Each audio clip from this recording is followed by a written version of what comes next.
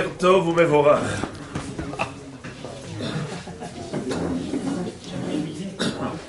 À partir de ce soir, on va commencer à réclamer la pluie dans la tfila en disant à la place de Barechenu, Barech Alenu.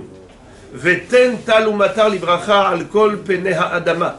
On va demander à Kadosh Baruch Hu ce qui est vital pour l'humanité, nécessaire et indispensable pour le monde, c'est la pluie. D'ailleurs, la pluie, on la rappelle dans le cadre de Mechaye Hametim. Ata Gibor le'olam Hashem, Mechaye Metim, Ata Rab lehoshia, Mashiv haruach, Umorid hageshem, Mechalkel Hayim bechesed. Baruch Ata Hashem Mechaye Hametim. Quel rapport avec la pluie? La pluie, c'est vital pour le monde, c'est la vie. Mechaye Metim, Chas v'shalom. Sans eau, alors c'est la sécheresse, automatiquement la famine. Il n'y a plus rien à manger, ni pour les hommes, ni pour les animaux, c'est la fin du monde. Akadosh Baruch Hu envoie cette bracha tous les ans pour que l'agriculture soit prospère. C'est la raison pour laquelle on demande la pluie dans la tfila. Seulement, on ne demande pas immédiatement après Sukkot. Bien qu'on dise Mashiv haruach umorid hageshem, mais on ne dit pas Veten tal umatar libracha al kol penei ha'adama. En Eretz Israël, pourquoi on ne demande pas tout de suite? Parce que nous voulons laisser la place, le temps plutôt, aux pèlerins. Ceux qui ont voyagé, qui sont venus de très loin pour aller pèleriner dans le Beth Amikdash pendant la fête de Sukkot, qu'ils puissent rentrer chez eux tranquillement. Hachamim avait évalué, estimé que le parcours le plus lointain depuis le Beth Amikdash jusqu'au plus lointain en Eretz Israël, le pèlerin qui habitait le plus loin, qui puisse avoir le temps de rentrer chez lui, ça mettait maximum 15 jours.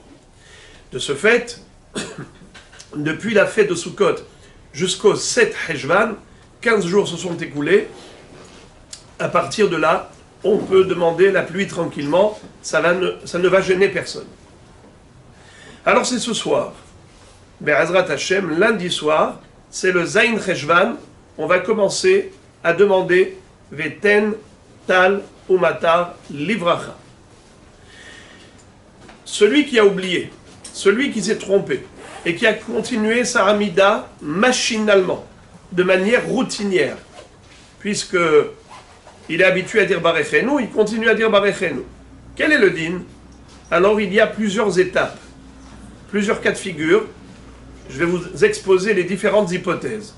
Premier cas de figure, celui qui a oublié de dire Veten tal umatar libracha au début de la bracha, et il est arrivé vers la fin.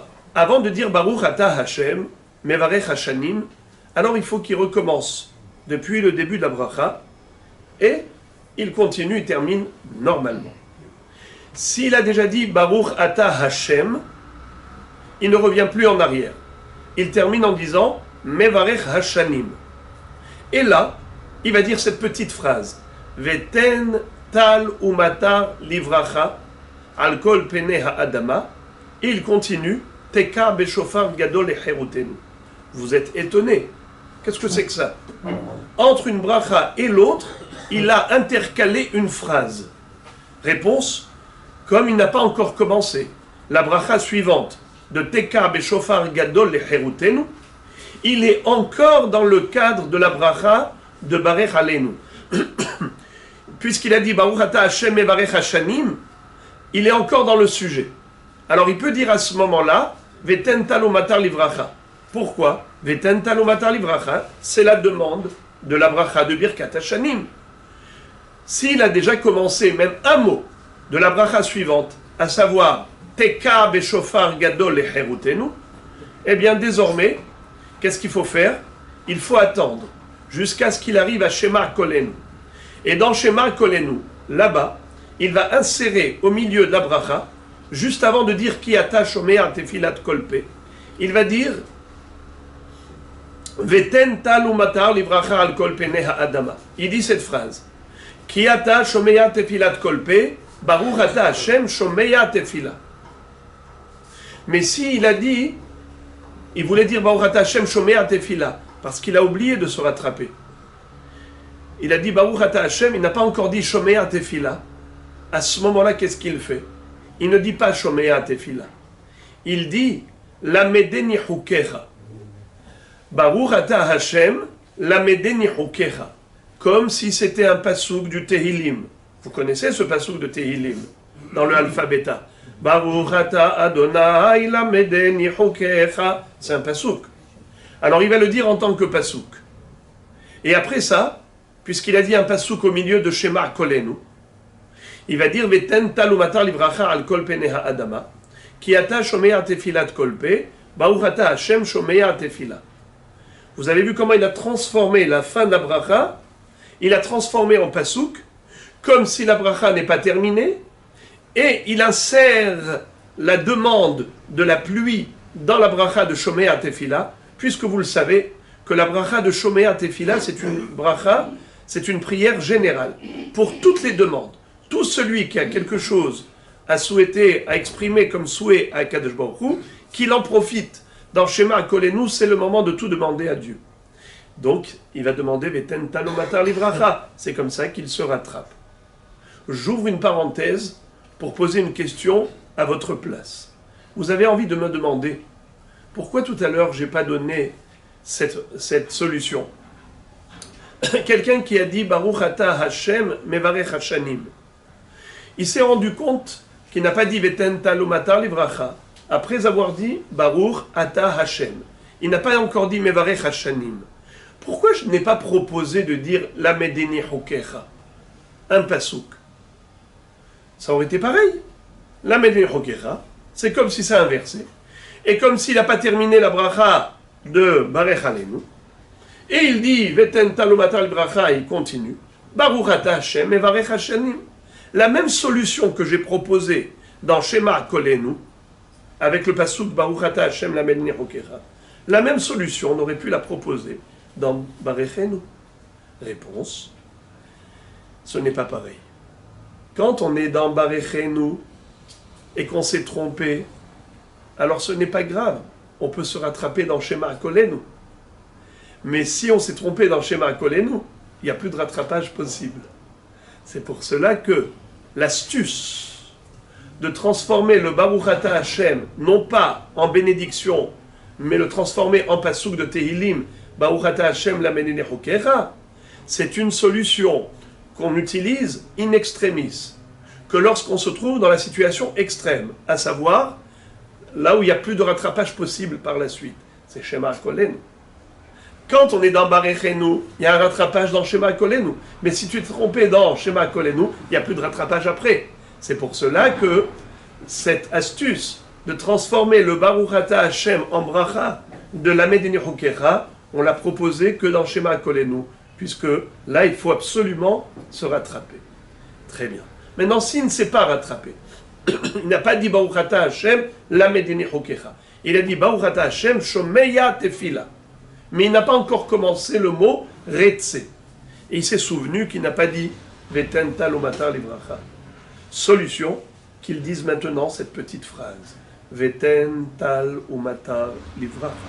Dieu, donne-nous la pluie. À quel moment il a dit Baruch ata Hashem Shomea Tefila, Veten Talomatar Livracha, Retse Hashem Elokenu. Mais qu'est-ce que c'est que ça? Réponse, puisque la bracha de Shomea Tefila, c'est une bracha globale, générale pour toutes les demandes, eh bien voilà, même s'il n'a pas demandé Veten Talomatar Livracha dans la bracha, il a demandé juste après la bracha, comme il n'a pas encore commencé la bracha suivante, il est encore dans le sujet, il n'est pas hors sujet. Il peut dire Veten Talomatar Livracha juste après avoir dit Baruch ata Hashem Shomea Tefila. Maintenant, s'il a dit Retse, rien qu'il a dit un mot, Retse, ça y est, c'est irrattrapable. Alors, qu'est-ce qu'il doit faire?